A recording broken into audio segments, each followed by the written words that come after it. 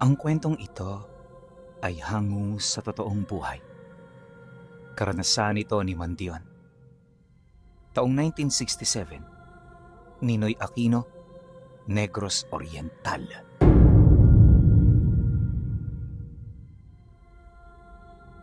Noong mga panahong ito, nakatira malapit sa malaking puno ng dalakit ang pamilya ni Mandion. Hindi na bago sa kanila ang puno, gawa ng mula noong bata pa sila nakikita na nila ito. Marami na ring usap-usapan ng kumakalat patungkol dito, kaya naman lumaki siyang may takot sa puno ng dalakit. Ayon sa mga matatanda, ang punong yon ay punong-puno ng hiwaga. Ilang siglo na rin itong nabubuhay at sinasabing mas matanda pa ito sa baryo kung saan sila nakatira. Kaya naman lahat ng mga taong nakatira roon ay binibigyan ng respeto ang puno.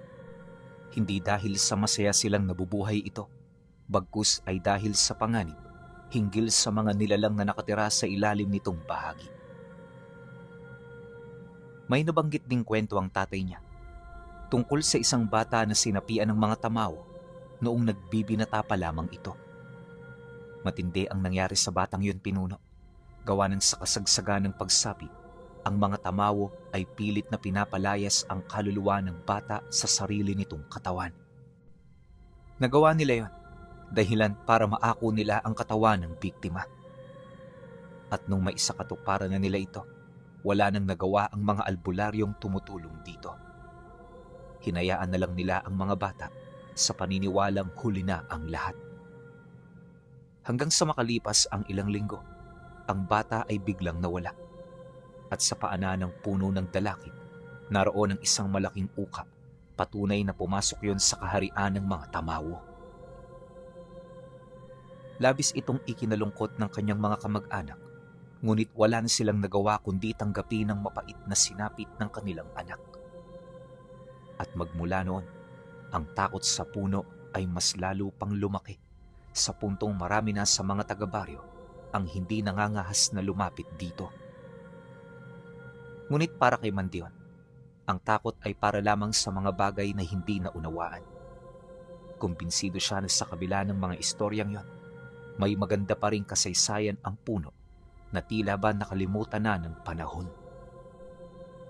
Pagtungtong ni Mandion sa edad na 17, ang kanyang takot ay unti-unting napalitan ng isang mapangahas na pag-uusisa. Habang ang buong baryo ay lumalayo sa dambuhalang puno ng dalakit, siya naman ay patagong nagmamasid dito tuwing dambana ng gabi. Batid niyang hindi ordinaryong nilalang ang mga tamaw, gawa ng sila'y mapuputing engkanto na may sariling marangyang kaharian sa kabilang dimensyon, at ang puso ng kahariang yon ay tinatawag nilang mutya ng tamawo. Ang mutya ay isang maningning na batong buhay na naglalaman ng kapangyarihan ng puno. Ang sino mang makakuha nito ay bibiyayaan ng talas ng pakiramdam, proteksyon sa masasamang espiritu, at kakayahang makakita sa mundo ng mga hindi nakikita ng ordinaryong tao. Ngunit ang pagkuha rito ay may katumbas na kamatayan kung magkakamali. Nabalitaan rin niya na marami nang nangahas at halos lahat ng mga ito ay hindi na nakabalik pa sa mundo ng mga tao. Dagdag pa niya na, kaya niya alamang tungkol sa mutya ng mga tamaw dahil maging ang kanyang ama, ito rin ang palaging bukang bibig. At hindi man sa pagmamayabang, yon ang kwentong tumatak sa kanya mula sa pagkabata niya. Maraming inilahad na kakayahan ng tatay niya hinggil sa mutya, kaya ang batang si Mandion ay nahumaling dito. Maliban kasi sa hindi may pagkakailang lakas na ibinibigay nito, may kakayahan din ng mutya na pagyamanin ang kanyang Panginoon sa lahat ng aspeto. At sino man ang magtatanga nito ay hindi na makakalasap ng kahirapan hanggang sa sila'y mamatay. Malalayo rin sila sa kahit na anong karamdaman at magiging mapayapa ang kanilang pamilya. Pangarap ito ng maraming tao, kaya kahit puno ng panganib, napipilitan ng mga ito na isugalang buhay nila. Sa loob ng ilang taon, ang mga ugat ng puno ay sinimulang bungkali ng mga mangangalap. Pinutol nila ang mga ugat Ngunit ang bawat sugat ng dalakit ay merong karampatang rebuelta para sa kanilang lahat. Ang bawat dagta nito ay nagsisilbing lason upang perwisyuhin ang buhay ng mga taong mapangas na manghimasok sa mga bagay na hindi nila nauunawaan. Magmula noon, dumalang ng dumalang ang mga nangangalap hanggang sa lahat ng mga antingero at albularyo na minsang sumugal ay pinili ng tumigil at manahimik. Bagamat buhay ang iilan sa kanila, kailan may hindi nila matatakasan ng sumpa ng puno ng dalakit. Lumipas ang mga taon at buwan, naiwan ang puno ng mapayapa. Nagsimula na ring bumalik ang mga ugat nito sa normal, pilit na tinatakpan ng masalimuot na nakaraan. At sa pagsapit ng taong ito, ang panahon ni Mandion ay dumating na. Nagsimula ito sa mga simpleng panaginip, kagaya ng pagtawag sa kanya ng mga tamawo. Gabi-gabi tila isang sirang plaka ang mga bulong sa panaginip niya. Ang tinig na kasing lamig ng simoy ng hangin, ngunit kasing tamis ng pulot ang paulit-ulit na nagbibigkas sa kanyang pangalan. Mandion. Mandion. Halika. Tanggapin mo ang iyong kapalaran. Sa kanyang pagising, palaging basa ng pawis ang kanyang katawan at ang kanyang mga paa ay may mga bakas ng lupa. Patunay na naglalakad siya habang natutulog patungo sa direksyon ng dambuhalang puno ng dalakit. Batid niya na hindi isang ordinaryong panaginip ang lahat. Ito na ang hudyat. 17 taong gulang na siya.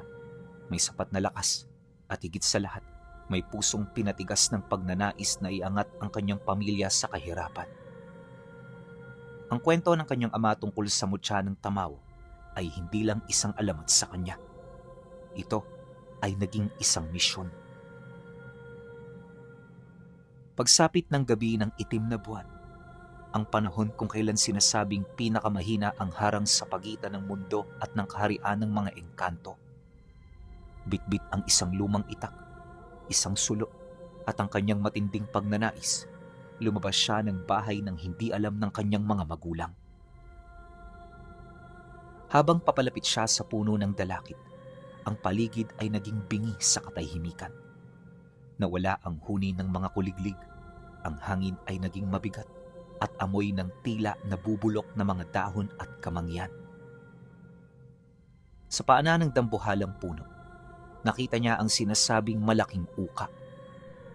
Ang lagusan kung saan nawala ang mga antingero noong panahon ng kanyang ama. Habang pinagmamasdan niya ito, wala naman siyang nakitang kakaiba. Tahimik at maayos ang paligid, hindi may pagkakaila na normal ang lahat. Pero nung akmang tatalikod na siya, biglang may gintong liwanag na sumilip mula sa kaibuturan ng uka. Doon, sa gitna ng naglalakihang ugat, nakalutang ang isang maningning na batong buhay. Ang mutya. Gumagalaw ito na tila tumitibok na puso, naglalabas ng init na tila umaakit sa kanyang kaluluwa. Ngunit bago pa man makahakbang si Mandion, ang paligid ay biglang nagbago. Ang madilim na gabi ay napalitan ng isang kaharian na gawa sa tila kristal at pilak. Sa kanyang harapan, lumitaw ang mga tamao. Matatangkad na nilalang na may mapuputing balat na tila gatas, mahabang buhok na kulay ginto, at mga matang walang balintataw kundi purong liwanag. Mortal. Wika ng pinuno ng mga tamaw sa kanyang isipan. Nais mong kunin ang aming puso upang payamanin ang iyong lahi. Ngunit ang bawat biyaya ay may katumbas na kapalit. Handa mo bang ipagpalit ang iyong kaluluwa? Biglang nagbago ang anyo ng mga tamawo. Ang kanilang marangyang muka ay naging mga bungo, at mula sa mga ugat ng puno ay lumabas ang mga kaluluwa ng mga naunang antingero at albularyo na nabigo. Nakita rin niya ang multo ng bata mula sa kwento ng kanyang ama na ngayon naging bantay na rin ng puno. Naramdaman ni Mandion ang matinding takot na tila pumaparalisa sa kanyang mga binti. Ang laso ng dagta ng dalakit ay nagsimulang umusok sa paligid na siyang nagpapahirap sa kanyang paghinga. Ngunit nang akmang tatalikod na, naalala niya ang mga kataga na nagpatatag sa kanyang paniniwala. Ang takot ay para lamang sa mga bagay na hindi nauunawaan. Dahil dito, kaya dahan-dahan niyang ipinikit ang kanyang mga mata. Kasabay ng paghinga niya ng malalim, habang dahan-dahang binibitawan ng hawak niyang itak, naunawaan niya na hindi makukuha ang mutya sa pamamagitan ng dahas o sa kasakiman dahil yon ang ikinasawi ng mga nauna sa kanya. Maya-maya pa, nang magkaroon na siya ng lakas ng loob, idinikit niya ang kanyang dalawang palad sa puno at nanalangin, hindi para sa sarili niyang katanyagan, kundi para sa kapayapaan ng dalawang magkaibang mundo. Hindi ko kayo pagnanakawan. Nais ko lamang ng lunas sa kahirapan ng aking pamilya at handa akong ialay ang aking respeto at proteksyon sa inyong tahanan habang ako'y nabubuhay. Sandaling tumahimik ang paligid. Ang nangangalit na mga mata ng tamaw ay unti-unting nagbalik sa kanilang mga marangyang anyo. Ang pinuno ng mga ito ay dahan-dahang naglakad papalapit sa kanya, kasabay ng mahinahon nitong paghawak sa kanyang noo. Isang matinding enerhiya ang dumaloy sa katawan ni Mandion. Hindi binigay sa kanya ang pisikal na bato ng mutya upang iuwi, ngunit ang kapangyarihan nito ay isalin mismo sa kanyang pagkatao. At pagkatapos nito, doon na nagbago ang kanyang paningin. Tila bang nakikita na niya ang mga espiritong naglalakad sa ilalim ng kadiliman ng gabi. Tumingkad ang kanyang pakiramdam at naramdaman niya ang proteksyon na bumalot sa kanyang buong pamilya. Mula sa gabing yon, nagbago ang buhay nila. Hindi sila naging mayaman sa paraang may ginto at pilak, ngunit ang kanilang mga pananim ay hindi kailanman nasira. Ang kanilang pamilya ay hindi kailanman nagkasakit at ang kapayapaan ay nanatili sa kanilang tahanan. Habang nilalasap nila ang pagpapalang yon, nanatiling lihim na tagapamagitan ng dalawang mundo si Mandion. Ngunit ang ganoong tungkulin ay tila may kaakibat na panganib. Dahil nang malaman ito ng mga aswang na matagal nang interesado sa mutya ng mga tamaw, nagdesisyong kumilos ang mga ito. Isang gabi, habang si Mandion ay nakaupo sa balkonahe ng kanilang bahay, naramdaman niya ang biglang pagbigat ng paligid. Ang hangin na dati may dalang amoy ng sariwang lupa at kapayapaan mula sa puno ay biglang naging malansa at tila may amoy ng nabubulok na karne. Dahil sa biyaya ng mutya na dumadaloy sa kanyang dugo, naging matalas ang kanyang pandama at paningin. Sa dilim ng gabi, nakita niya ang tatlong anino na mabilis na kumikilos sa itaas ng mga puno ng saging. Hindi ordinaryong pangangaso ng pagkain ng sadya ng mga ito.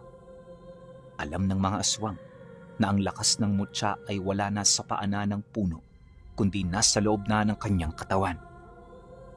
Kung may inom nila ang dugo niya, makukuha nila ang kapangyarihang makatawid sa kaharian ng mga tamaw upang tuluyang sakupin at manakaw ang natitira pang yaman at kapangyarihan nito.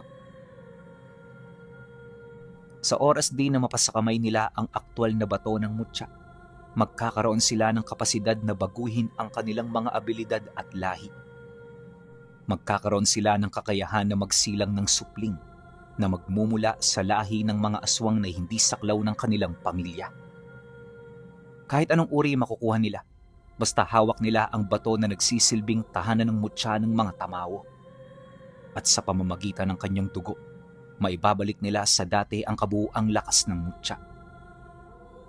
Kinakailangan nila ito upang maisakatuparan ang matagal na panahon na nilang plano. Ang tatlong anino na mabilis na lumulukso sa itaas ng mga puno ng saging ay hindi nagtagal sa dilim. Sa isang kisap mata, lumapag sila sa bakuran ng kanilang tahanan. Ang kanilang mga anyo ay kahindik-hindik. Mga taong may mahabang buhok, matatalas na ngipin at mga matang nagliliyab sa gutom at kasakiman. Ang pinuno ng mga ito ay isang matandang lalaki na may balat kulay tuyong tisa at may malaking bulas ng katawan. Ito ang nagbigay ng utos sa dalawa kung kailan sila aatake at kung ano ang mga gagawin nila. Kaya naman ang masipat niya yon, dali-dali niya itong itinuro sa kanyang ama. Nang masipat yon ng tatay niya, tinayuhan siya nito na manatili sa loob ng bahay at kahit na anong mangyari, walang lalabas sa kanila. Nang marinig niya ang sinabi nito, kaagad naman siyang sumang-ayon. Bagaman nagtataglay ng hindi pangkaraniwang lakas, di niya maipagkakaila na salat siya pagdating sa karanasan. Masyado rin siyang bata para makipaglaban at higit sa lahat, wala pa siyang karunungan pagdating sa kahit na anong uri ng kombate. Nagtagal sa bahay nila ng mahigit 3 oras ang mga nilalang. Sa loob ng mga oras na yun, sinubukan itong buksan ang kanilang bahay para makapasok. Kung ano-ano na rin ang ginawa ng mga ito, pero lahat yon ay baliwala. Hindi kayang lupigin ng mga nilalang ang proteksyon ng kanilang tahanan, kaya sa bandang huli, napilitan na lamang ang mga ito na umalis. Ngunit ang kanilang pagkawala ay hindi naging hudyat ng kapayapaan, bagkus ito ay naging senyales ng panimulang kalbaryo. Pagsapit ng sumunod na araw, nakita nila ang malaking pinsala ng bahay. Butas-butas ang bubong ng kubo, halos mawasak ang dingding ng kawayan at masira ang entrada ng pinto. May mga marka rin ng kuko sa paligid at mga amoy na hindi pangkaraniwan para sa kanila. Ang mas malala pa, halatang minarkahan ng mga nilalang ang lugar nila. Kaya naman nang makita nila ang pinsala ng tahanan, hindi sila nagdalawang isip. Kagad silang gumawa ng paraan para matuldukan ang pangangambala ng mga nilalang. At yun ay sa pamamagitan ng paglapit sa mga albularyong nakakaalam ng ganoong pangyayari. Ngunit nang may malapitan na sila, hindi umayon sa kanila ang pagkakataon. Dahil matapos masiyasat ng manggagamot ang lugar, nagdesisyon itong umatras. Ang rason nito sa kanyang ama. Hindi ko kayang tumulong sa inyo. Ang mga nilalang na gumagambala sa bahay ninyo ay hindi lang bastang mga ordinaryong aswang. Sila'y mga gabunan, mga mangkukulam. Nakakatakot kumalaban ng kahit isa sa kanila. Kaya kung ako sa iyo, humingi kayo ng tulong sa mga taong may higit na kaalaman sa kanila. Pagkasambit nito ng mga katagang yon, kagad itong umalis at hindi na nagpakita pa. 2 araw pa nila itong pinuntahan sa bahay nito pero sa kasamaang palad ay wala sila rong naabutang matanda. Kaya dala ng matinding desperasyon, nagpasya ang tatay niya na lumuwas ng baryo para maghanap ng tulong habang sila ng kanyang mga kapatid na natili sa bahay pilit na isinasalba ang kanilang mga sarili sa bawat gabing dumaraan. Ayon sa kanya, na habang patagal ng patagal, unti-unti rin nilang nararamdaman ang pagrupok ng kanilang tahanan. Napansin din niya na magmula noong dinadalaw na sila ng mga gabunan, tila ba mas nagiging mahaba ang gabi kesa sa araw. Di rin sila nakakaroon ng maayos na tulog at pahinga dahil sa mga takot na nararamdaman nila. Gayunpaman, sa kabila ng lahat ng iyon ay nanatili silang nagtitiwala sa kanilang padre de pamilya. Alam nila na hindi ito tumitigil sa paghahanap ng mga taong makakatulong sa kanila. Ngunit pagkaraan ng 5 araw, bumalik ang kanilang padre de pamilya na walang kasama. Ibang-iba na rin ang itsura nito na para bang kung ano ang nangyari rito. Kapansin-pansin din ang abnormal nitong pamamayat, kaya hindi pa man ito nakakapasok ng bahay. Sinalubong na nila ito ng kanyang ina. Tay! Ano ho bang nangyari sa inyo? Ba't kayo nagkaganyan? Ngunit nang marinig ito ng kanyang ama, hindi ito kaagad nakasagot. Sa halip na payukulang ito habang namumugtong hininga. At sa puntong yon, mas pinili na lamang nitong pumasok sa loob ng bahay kaysa makipag-usap. Nang makita nila ang ikinilos nito, minabuti naman nilang hayaan yon. Sa isip-isip nila, magsasalita rin ito sa oras na makabawi na yon ng lakas. Ngunit pagkaraan ng ilang oras, nanatili pa ring tahimik ang kanyang ama. Nakakulong ito sa loob ng isang silid nang walang kahit na sinong pinapapasok. Medyo ikinaalarma na yon ng nanay niya, kaya naman mayat maya na itong kumakatok sa silid kung saan ito naroon. Ang problema, umabot na lang ang hapon ay hindi pa rin sila nito kinakausap. Kaya naman sa ayaw nito at sa gusto, nagpasya na sila na sirain ang pinto. At nung magawa na nila ito, doon bumungad sa kanila ang mapait na katotohanan. Yung kanyang ama ay patay na. Nadatnan nila itong pinagpipistahan na ng mga uod ang muka at ang iba't ibang bahagi ng katawan. Kulay atay na rin ang balat nito at higit sa lahat, bigla itong namayat at nagkasugat-sugat. Nang makita nila ang ganoong sitwasyon, kaagad na tumindi ang nararamdaman nilang emosyon. Yung kanyang ina noon, para nang baliw sa kakasigaw dahil sa biglaang pagkawala ng kanyang asawa. Si Mandio naman noon ay napaupo sa tabi nito, pinag-iisipan ng mga pangyayari. Maging sila man kasi, hindi makapaniwala sa kanilang mga nakita. Ilang minuto pa ang lumipas, at ang mga kapitbahay nila ay nagsimula ng maghinala sa mga sigaw na kanilang naririnig. Dahan-dahan na itong nagmasid hanggang sa dito nila nalaman ang pagkawala ng kanyang ama. At nung nabalitaan nila ito, hindi sila nagdalawang isip na lumapit upang makapagbigay ng tulong. Matapos nun, dito na naganap ang unang araw ng lamay. Bandang 5:00 pa lamang ng gabi, marami na ang pumunta para makidalamhati. Silang magkakapatid naman, nanatili sa loob ng bahay, tahimik na pinagmamasdan ng mga kaganapan. Bagaman wala pang muwang ang ilan sa mga kapatid niya, ramdam niya na nasasaktan at nagtataka rin ang mga ito. Gayunpaman, minabuti na lamang niya na ito ay ipagsawalang bahala para naman kahit papaano'y hindi na lumala ang emosyon na kanilang pinagdadaanan. Pagsapit ng gabi, habang nagsusugalang mga tao sa labas, dito na sila nakapag-usap ng kanyang ina. Ginawa niya ito hindi dahil sa pagluluksa, kundi dahil sa kagustuhan niya na malaman ang mga balita nitong nakalap ukol sa mga taong nagmamagandang loob sa kanyang ina. Nang marinig naman ito ang kanyang sinabi, bahagya itong napatingin sa kanya, bakas ang matinding katanungan sa muka.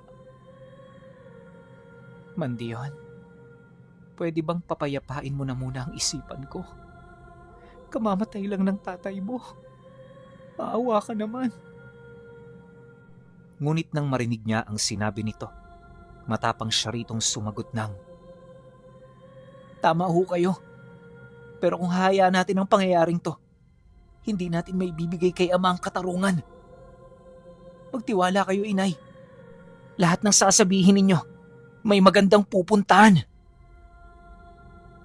Natigilan ang kanyang ina sa talim at determinasyon sa kanyang mga mata. Sa kabila ng luha at pangungulila, nakita nito na hindi na isang paslit ang kanyang anak, kundi taglay na nito ang lakas at pananaw ng taong biniyayaan ng kapangyarihan ng dalakit. Kaya kalaunan, dito na ito nakumbinsi na ipagtapat sa kanya ang lahat ng nabalitaan nito sa kanilang mga kakilala. Ayon sa kanyang ina, may pumatay sa kanyang ama. Sa loob ng ilang araw na pagkawala nito, wala itong nakitang manggagamot sa kabilang lugar. Wala ring nagmagandang loob sa kanya hanggang sa makita ito ng iilan na nagpapahinga sa gilid ng daan ng 10 oras. Kung titingnan, isang pangkaraniwang sitwasyon lang ito. Pero habang papalapit ang mga taong yon, may nakita silang mga nilalang na nakadagan sa katawan nito habang abala sa pagsali ng kanilang mga laway. Magmula noon, ang kanyang ama ay bigla na lang nag-iba sa puntong kahit mga kakilala nito ay hindi niya magawa pang matandaan at makilala.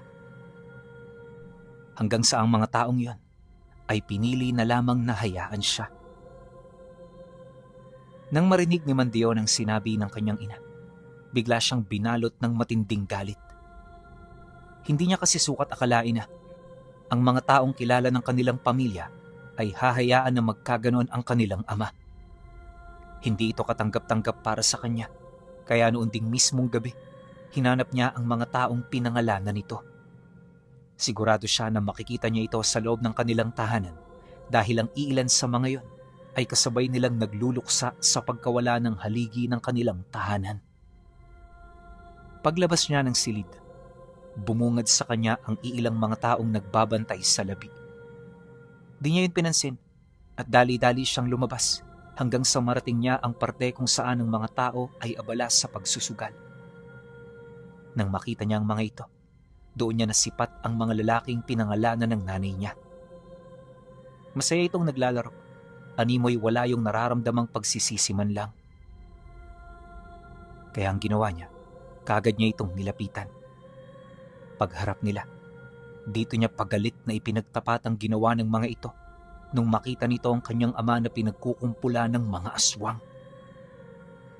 Ngunit nang marinig ito ng mga taong yon, isa lang ang sinagot sa kanya ng mga ito at yon ay walang iba kundi ang mga katagang. At ano naman ang maitutulong namin sa kanya? Kahit kami nga, di niya kami nakikilala. Tsaka isa pa, mali namin kung sino ang mga taong yon. Magpasalamat ka na lang man diyon dahil kahit papaano ikinuwento pa namin to sa nanay mo. Wala kaming magagawa. Oras na yan ng tatay mo eh. Kaya siya na maalam ng maaga. Tanggapin mo na lang para hindi ka masaktan ng husto. Ganyan talaga ang buhay. Kaya masanay ka na. Dahil sa mga sinabi nito, biglang nandilim ang kanyang paningin. Di pa man ito nakakasipat sa kanyang kasama, bigla niya itong inundaya ng suntok sa muka. May basbas ng mutya ng tamaw ang suntok na pinakawalan niya, kaya pagtama nito sa lalaki na halos isang dekada ang agwat sa edad niya, bigla itong bumulagta sa lupa at mabilis na nawala ng malay. Marami ang nakakita sa mga ginawa niyang yan, at lahat ng saksi ay hindi maipagkakailang nagulat. Ilang minuto ring natigilan ang lahat bago naglakas loob ang kasama ng lalaki na mamagitan sa kanilang dalawa. Ngunit di pa man yun nakakapagsalita, pinasundan niya ito ng suntok sa muka. At kagaya ng nauna, bumulagta rin niyo ng walang kahirap-hirap. Nang masipat ito ng huling kasama nito, tsaka pa lamang yun napaatras papalayo. Pagsilay dito ni Mandyon, hindi niya ito inatake, bagkus ay binigyan niya yon ng babala. Bukas, sabihin mo sa dalawang siraulong to na makipagkita sa akin. Sabihin nila ang lahat ng kanilang nalalaman kung ayaw nilang magkagulo-gulo ang kanilang mga buhay. Hindi ito ang pagtatapos ng aming problema, kaya humanda kayo. Matapos niyang magsalita, dali-dali siyang pumasok. At dahil sa nangyari, kung kaya't napilitan ng mga manunugal na umuwi.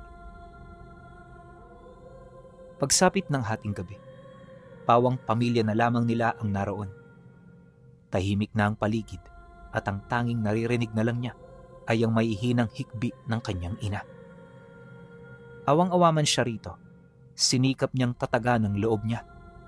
Buong tapang din siyang nagbantay sa labas ng bahay, bit-bit ang talibong na naiwan ng tatay niya. Ayon sa kanya, na noong mga sandaling yon hindi sapat ang kanyang takot para pangibabawan ang nararamdaman niyang galit. Sa isip-isip niya, kahit sino pa ang pumunta roon, haharapin niya ito ng walang pag-aalinlangan. Awa naman ng Diyos, walang nangyaring ganon. Kinabukasan, tsaka pa lamang siya nakaramdam ng matinding antok. Pagpatak ng 7:00, nang bumalik na ang kanilang mga kadugo, tsaka pa lamang siya nagdesisyon na matulog. Ilang oras ang lumipas. Nang makapagpahinga na siya, doon pa lamang siya bumangon at kumain. Marami na noong tao sa loob ng bahay nila, pero wala siyang kahit isang individual na inintindi. Dali-dali rin siyang umalis sa kanilang bahay para tumambay at mag-isip ng kanyang mga susunod na gagawin. Sa loob ng 9 na araw, ang hangin na sumisimoy sa puno ng dalakit ang kanyang nagsisilbing gabay. Dahil sa punong yon, kung kaya't unti-unting naibsa ng kanyang galit sa mga kalalakihang walang ginawa noong mga panahong nabubuhay pa ang kanyang tatay. Gusto niyang sakta ng labis ang mga ito, pero napagtanto niya na kahit gawin niya ang bagay na yon, wala namang magbabago. Kaya sa halip na ito ng wisyo sa paghihigante, sinikap niyang magsanay para sa kanyang sarili.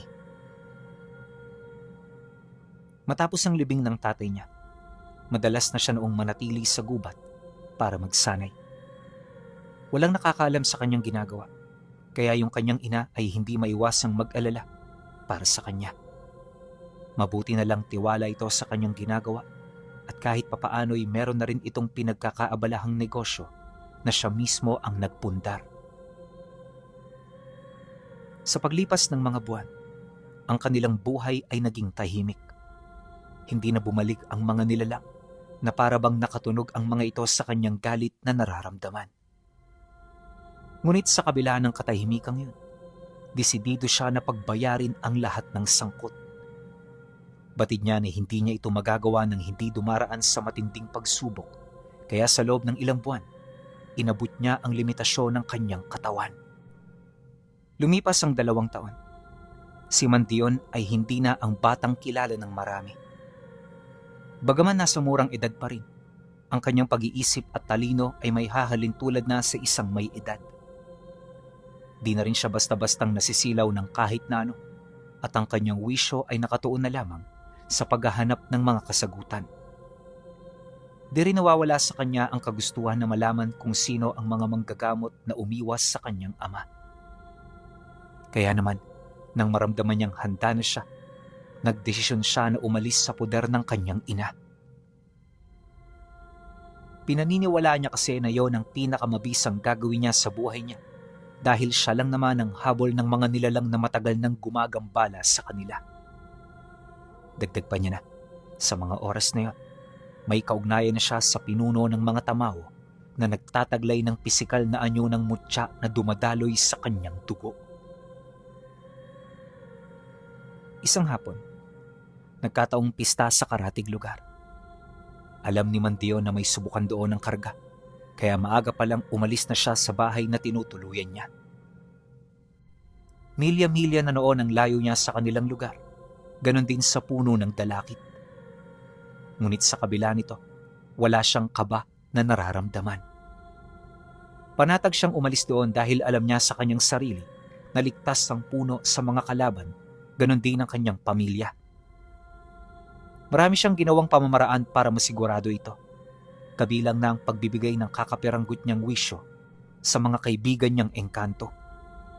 Sa pamamagitan ng mga nilalang na yon, nalalaman niya ang kasalukuyang sitwasyon ng puno, ganon din ang kalagayan ng kanyang pamilya. Pagkaraan ng ilang minutong paglalakad, nakapasok na nga siya sa baryo. Doon nakita niya ang mga tao na nagkakatuwaan. Bawat bahay ay puno ng pagkain at handa na kusang ibinibigay ng mga nakatira sa kahit na sinong lumalapit sa kanila. Marami din doon ang pumunta at dumayo, kaya halos hindi mahulugan ng karayom ang bawat daan patungo sa plaza. Nang masipat ito ni Mantion, tahimik siyang napaupo sa isang maliit na tindahan habang pasimpleng pinagmamasdan ng lahat ng mga kaganapan. Kalaunan, nang medyo humupa na ang mga tao sa daan, dali-dali siyang tumayo at naglakad patungo sa dulo ng baryo kung saan nagtitipon ang mga kalalakihang manonood ng tagisan ng mutya at agimat. Pagdating niya sa lugar, nakita niyang maraming bilang ng mga tao. Bawat isa sa mga ito ay naghahanda at nag-uusap patungkol sa kanilang mga pambato. Maya-maya pa, nang magsimula na ang ritual ng subukan, binulungan niya ang isa sa mga nag-oorganisa tungkol sa kagustuhan niyang sumali. Noong una di siya nito pinayagan, pero nang abutan niya ito ng gintong barya, hindi ito nagdalawang isip na ipakilala siya sa mga tao. Nang marinig ng mga taga-roon ang sinabi ng nag-oorganisa, lahat ay nagulat. Ito ang unang beses na may sasaling kalahok na hindi nila kilala. Gayunpaman, di nila ito pinagtuunan ng pansin. Wala silang pakialam sa dayo dahil kumbinsido sila na wala itong panama sa kanilang mga pambato. Ngunit nang magsimula ang sukatan ng karga, lahat ay nagulat sa ipinamalas ni Mandion. Marami ang naging pagsubok sa mga kalahok, pero lahat yon ay nalampasan niya ng walang kahirap-hirap. Ikinagulat din ng mga tao nang kumain siya ng baga at lumangoy sa tumpok ng mga sangang nasusunog. Sa buong buhay ng mga manonood, wala pa silang nakitang ganoong abilidad ng antingero. Kaya naman ang masaksihan nila ito, labis-labis ang kanilang naging paghanga sa kanya. Matapos ang subukan, siya ang tinanghal na kampyon. At bilang pagpapakita ng kanyang kahusayan, inimbitahan siya ng mga tao na maging panauhing pandangal sa pista ng kanilang baryo. Subalit habang nagsasaya ang mga tao sa subukan, napansin niya ang ilan sa mga antingero na parang hindi matanggap ang kanilang pagkatalo. Alam niya na galit ang mga ito sa kanya, pero hindi niya ito gaanong pinagtuunan ng pansin. Wala naman yung problema, lalo pat hindi naman siya nito kinokompronta. Ngunit pagdating nila sa sentro ng baryo, may isa sa mga ito na naglakas loob na kumausap sa kanya, at ang taong tinutukoy niya ay ang antingerong nagngangalang Alfredo. 3 taon na itong kampyon sa subukan, kaya ang nangyari noong gabi ay sadyang hindi nito matanggap. Habang nakikisaya si Mandion sa mga humahanga sa kanya, bigla itong lumapit at umupo sa tabi niya. Hindi pa man ito nakakapagsalita, alam niya na nasa impluwensya ito ng alak. Nagulat din ang mga taong katabi niya, kaya naman pasimple na itong lumayo upang bigyan sila ng pagkakataon na makapag-usap ng pribado. Paglayo ng mga ito, dito na tumitig sa kanya si Alfredo. Ang mga mata nito'y tila nag-aalab, pagpapakita ng kanyang tapang at determinasyon. Ano ang pangalan mo, kaibigan? Saan ka nang galing? At ano ang pakay mo sa lugar na to?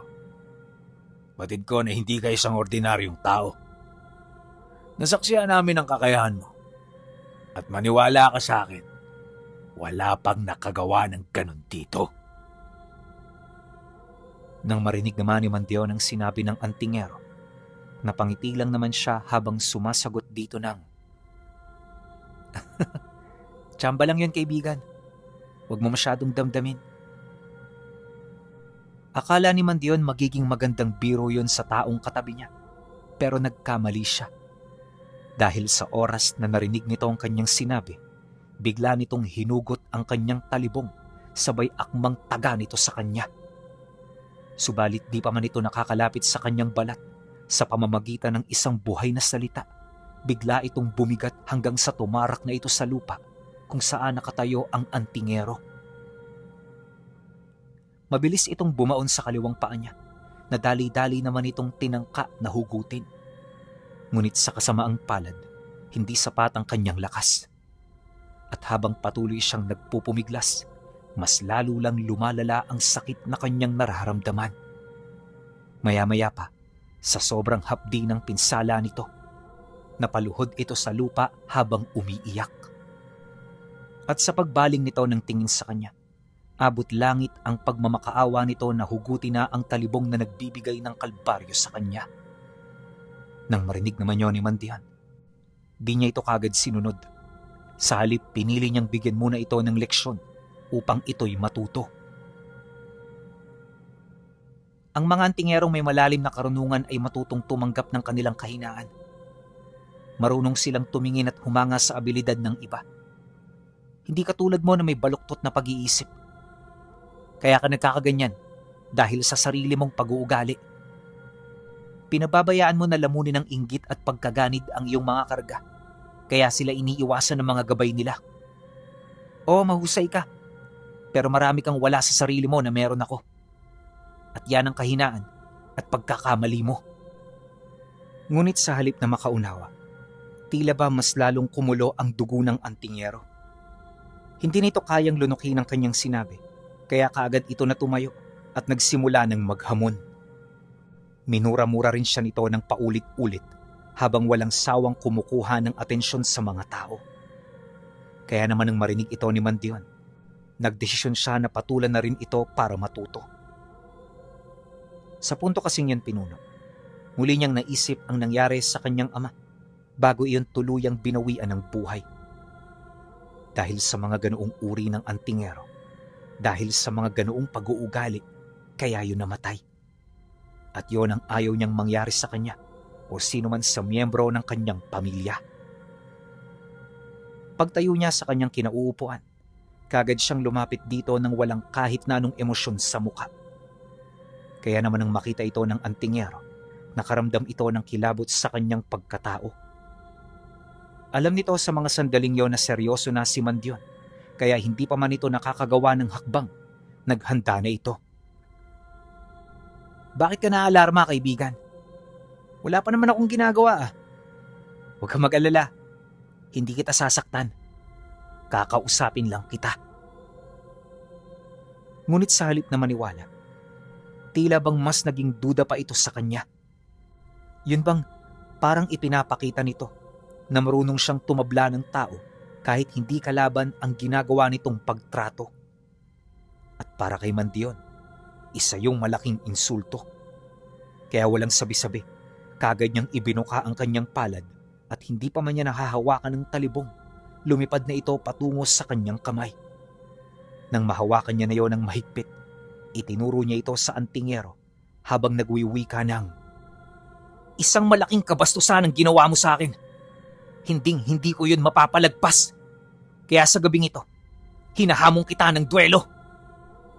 Nang marinig ito ng mga tao roon, lahat ay nagulat. Hindi nila sukat akalain na may isang dayong baguhan sa lihim na karunungan ang maghahamon ng duelo sa isang veterano. Karamihan sa mga nagsabi nito, halatang walang alam sa kinahantungan ng subukan ng karga. Maya-maya pa, nang marinig nito ang kanyang sinabi, hindi ito nagdalawang isip na sumang-ayon. Sukatan ng lakas at sandata ang sentro ng duelo, na sa isip-isip ng kalaban niya ay lalamang siya. Bukod kasi sa masyado pang bata si Mandion, ramdam din ng katunggali niya na kapos pa siya pagdating sa karanasan. Ngunit yon ang akala niya. Ang hindi nito alam, sa loob ng 2 taong pagsasanay, kung ano-ano na ang kanyang nakalaban. Hindi biro ang kanyang ginawa noong mga panahong yon, kaya pawang siya lamang ang nakakaalam sa sukdulan at limitasyon ng kanyang kakayahan. Ilang minuto pa ang lumipas, naglakad na sila pabalik sa dulo ng baryo. Kasakasama nila noon ang mga taong nakasaksi sa kanilang pagtatalo at ang iilang mga binatilyo na gustong mapanood ang kanilang duelo. Sa gitna ng abandonadong plaza, tanging ang liwanag ng buwan at ang natitirang bara-barang sulo ang nagsisilbing ilaw ng paligid. Pumuwesto si Alfredo, kabado man dahil sa sugat. Pilit niyang pinapatatag ang kanyang tindig sa tulong ng kanyang agimat at mga orasyon. Sa kabilang banda naman, si Mandion ay nanatiling tuwid ang tayo. Walang takot, walang galit, kundi purong kapanatagan ang tanging dumadaloy sa kanyang ugat. "Sa huling pagkakataon, Binatilyo, sumuko ka na habang may oras pa," wika ng antingero habang iwinawasiwas sa hangin ang tabak nito na nag-iiwan ng tila kislap ng apoy sa hangin. Hindi sumagot si Mandion. Sa halip, dahan-dahan niyang itinaas ang kanyang talibong. At sa isang kurap ng mata, bigla siyang naging isang nakakabulag na liwanag. Mabilis siyang naglaho sa harapan ni Alfredo at bago pa man siya nito mahanap, nakatayo na siya sa likod nito. Nagpatuloy ang ganoong pangyayari ng 3 beses hanggang sa paunti-unti ang antingero ay nakakaramdam na ng kakaiba sa kanyang katawan. Huli na nang mapansin niya ang malalalim na sugat sa laman niya. Pero ang nakakagulat, hindi man lang siya nakakaramdam ng kahit na anong hapdi. Ngunit nang ibalik ni Mandion ang kanyang talibong sa lalagyanan, dito na nagsimulang makaramdam ng katakatakot na hapdi ang antingero. Sigaw ito ng sigaw habang pilit na hinahawakan at pinapakipot ang kanyang mga sugat. Napilitan na rin itong bitawan ng kanyang sandata habang dahan-dahang lumuluhod sa harapan niya. Nagkamali ka ng binangga. Hindi ako kagaya ng iba na marunong magpaubaya. Ibahin mo ko. Sapagkat kapag ako'y inuusig, pinapahirapan ko hanggang sa mamulat ang mga mang-uusig. Naway sa gabing ito, natuto ka ng leksyon mo. Pagkatapos niyang magsalita, kagad niyang iniwan ng antingero. Paglayo niya sa lugar, hindi na siya sinundan pa ng mga tao. Bawat isa gulat na gulat sa mga nangyari. Di kasi nila sukat akalain na gano'n ang kalalabasan ng duelo. Nang makabalik siya sa baryo, tumungo siya sa isang abandonadong lugar kung saan maaari siyang magpahinga. Habang nakahiga sa ilalim ng lilim ng puno, dito niya muling pinag-isipan ang mga misyon niya. Inisip niya kung tama pa ba ang ginagawa niya at kung para pa ba ito sa hustisya dulot ng pagkawala ng kanyang ama. Ayon sa kanya, na noong mga sandaling yon, hindi nagbabago ang kagustuhan niya na makita ang taong minsang pinagkatiwalaan ng kanyang ama. Kilala lang niya yon sa pangalan Pinuno, ngunit hindi niya ito kilala sa mukha. Basta ang alam niya, isa yung bantog na manggagamot na nakatira sa lugar na yon. Ang problema, kahit pabalik-balik na siya roon, hindi niya pa rin ito mahanap-hanap hanggang sa dahan-dahan na rin siyang nawala ng pag-asa. Ngunit pagtungtong ng sumunod na araw, biglang may swerteng lumapit sa kanya. Isa sa mga nakasaksi sa duelo ang kusang naghanap sa kanya upang ilahad ang tungkol sa isang manggagamot na nais din itong paslangin.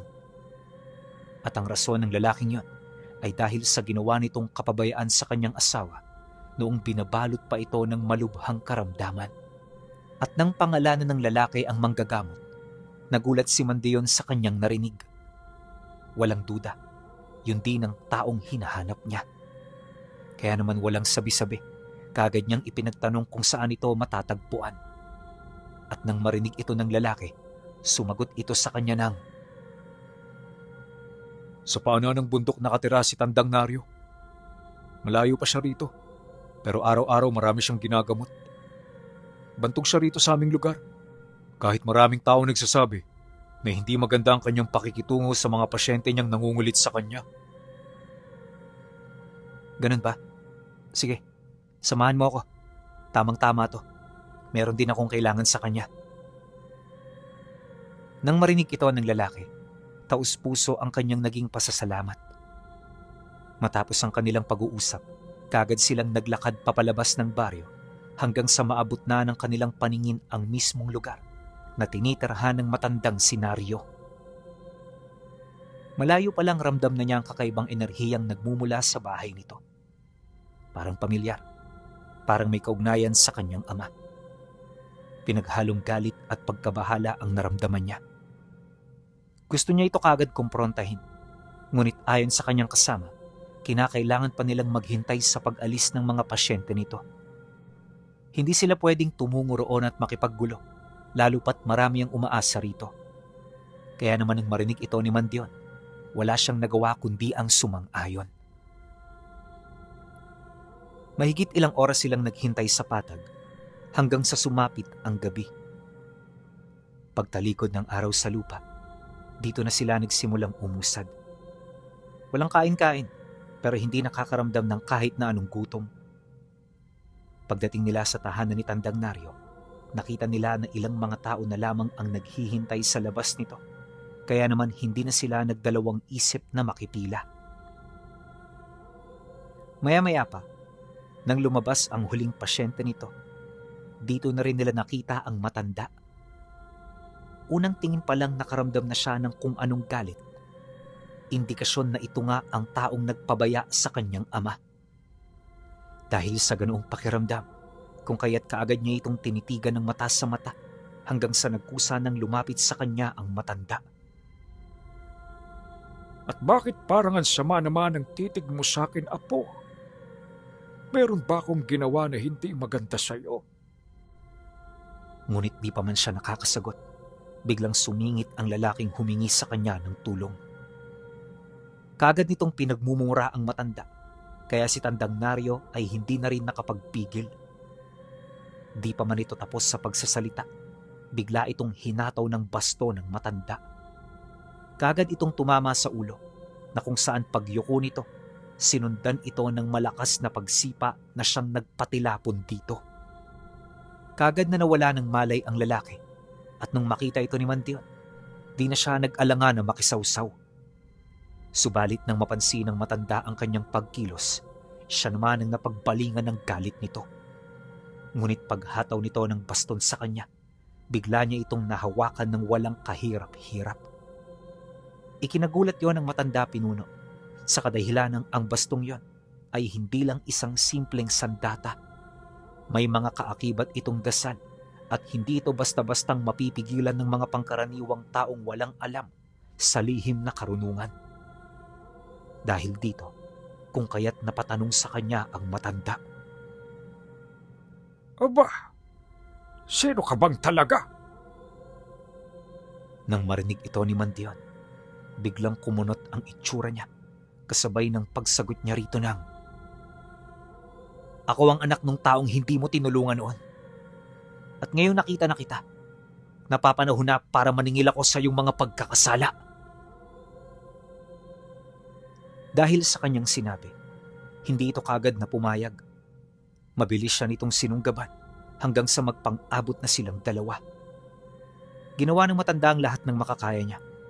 Ngunit sa bandang huli, ang kanyang abilidad ay nawalan din ng silbi.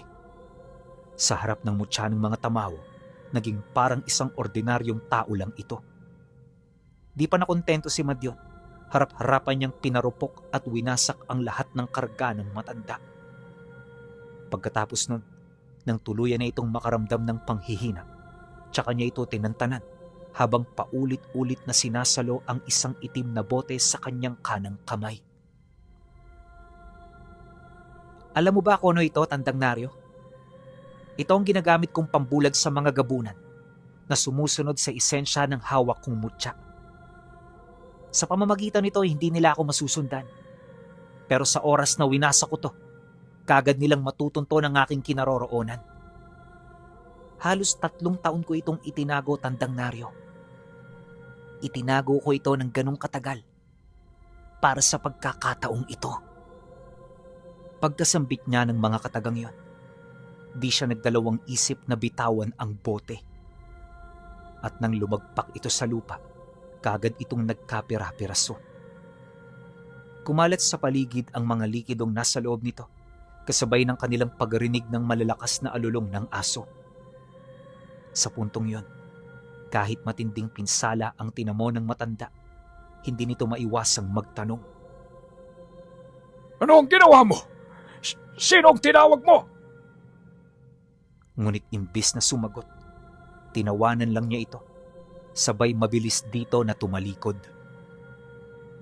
Paglapit niya sa kanyang kasama, agad niya yung binuhat at ipinasok sa loob ng bahay ng matanda. Pagbalik niya, may daladala na siyang tali na siya namang ibinigkis niya sa paa ng matanda upang masiguro na hindi ito makakalayo. Mabilis din niyang pinaghilom ang mga sugat nito upang magamit nito ang kabuuan ng kanyang lakas. At nang maisakatuparan na ito ni Mantion, tsaka niya ito inutusan na paslangin ang mga nilalang na paparating habang sila ng kaibigan niya ay nagtatago sa loob ng bahay nito. Ngunit sa halip na sumunod, walang pagdadalawang isip nitong tinaga ang lubid gamit ang sundang na nakasuksok sa kanyang tagiliran. Subalit sa hindi malamang dahilan, tila bang hindi man lang ito kayang gasgasan ng matanda. Nang masipat ito ni Mantion mula sa loob ng bahay, tsaka pa lamang niya ito sinigawan ng, "Hindi mo yan masisira! Ang tanging paraan para makawala ka sa bigkis ng lubid ay ang pagpatay sa mga paparating na nilalang." Dahil sa kanyang sinabi, wala nang nagawa ang matanda, kundi kaharapin ng mga paparating na nilalang. Ilang minuto rin itong naghintay hanggang sa mula sa karimlan ng kagubatan, nakita nito ang mga kakaibang nilalang na paparating. Parang tao ang mga wangis nito, pero hindi ito pangkaraniwan. Ang bawat isa sa mga nilalang na yon ay inaabot ng 20 talampakan dahil sa mahaba nitong mga binti at braso. May kakayahan din itong maglaho upang masurpresa ang mga kalaban nila. Subalit ibang usapan na kapag ang kanilang mga biktima ay may alam sa lihim na karunungan. Pagsilay dito ng matanda, dito na nito hindi maiwasang sumigaw at humingi ng tulong sa kanya. Ang mga nilalang na yon kasi, kabilang din sa mga halimaw na kinakatakutan nito. Kaya naman walang sabi-sabi, mabilis itong lumapit sa bahay niya habang umiiyak at paulit-ulit na kumakatok sa pinto. Buksan niyo ito! Buksan niyo! Maawa kayo sa akin! Daing ng matanda habang humahagulgol sa pag-iyak. Ngunit imbis na kaawaan, tila bang mas tumindi ang galit na kanyang naramdaman. Ilang minuto bago dumating ang mga nilalang, dinungaw niya ito sa bintana habang nagwiwika rito ng, "Ngayon, alam mo na ang pakiramdam ng taong iniwan mo habang nangangailangan ng tulong mo. Masaya ba ang ganyang pakiramdam?" Nang marinig ito ng matanda, tila bang naalala na nito kung sino ang taong tinutukoy niya. At sa hindi malamang dahilan, bigla itong tumahimik at nagsimulang tumalikod. Dahan-dahan itong naglakad patungo sa gitna ng bakuran na siya namang labis niyang ipinagtaka. Sa estado kasi nito, parang bukal na sa loob nitong tinatanggap ang kapalaran ng buhay niya. Isang bagay na nagdulot ng palaisipan sa panig ni Mandion. Dahil sa pangyayaring yan, kung kaya't nagkaroon siya rito ng interes. Walang sabi-sabi, binuksan niya ang pinto ng bahay upang maging klaro sa kanya ang lahat. Sinubukan niya pa itong tawagin, pero sa kasamaang palad, hindi na siya nito pinakinggan pa. At pagkaraan lang ng ilang segundo, abot tanaw na niya ang mga nilalang na mabilis na tumatakbo papalapit. Nasa 7 ang bilang ng mga ito at bawat isa ay nagtatangan ng hindi kaaya-ayang lakas at kapangyarihan. Nakakapangilabot ang kanilang mga abilidad, ngunit ang matandang yon ay tila ba hindi man lang natinag. Maya-maya pa, paglapit ng mga nilalang sa matanda, buong puwersa itong nagbanggaan. Habang yung matanda ay sumisigaw, paulit-ulit nito na inatake ang mga nilalang hanggang sa bumaon sa kanyang tagiliran ang matatalas nitong braso. At nang iangat siya sa lupa ng nilalang, tsaka na ito pinagpistahan ng iba pa. Segundo lang ang kinakailangang bunuin bago ito tuluyang magkalasog-lasog at mamatay. Nang magkapira-piraso ang katawan ng matanda, tsaka itinapon ng mga nilalang ang mga parte nito ay hindi nila kailangan. Nang masipat naman yun ni Mandion, tahimik siya ritong lumapit, bit-bit ang kanyang galit na ilang taon na niyang kinimkim. Nang maramdaman ng mga nilalang ang kanyang presensya, unti-unti itong tumingin sa kinaroroonan niya. At nang masipat na siya ng mga ito, bigla itong umatungal kasabay ng buong lakas nitong pagsugod. Nang masipat naman yun ni Mandion, napangiti lang naman siya habang bakas ang kalungkutan sa kanyang mga mata.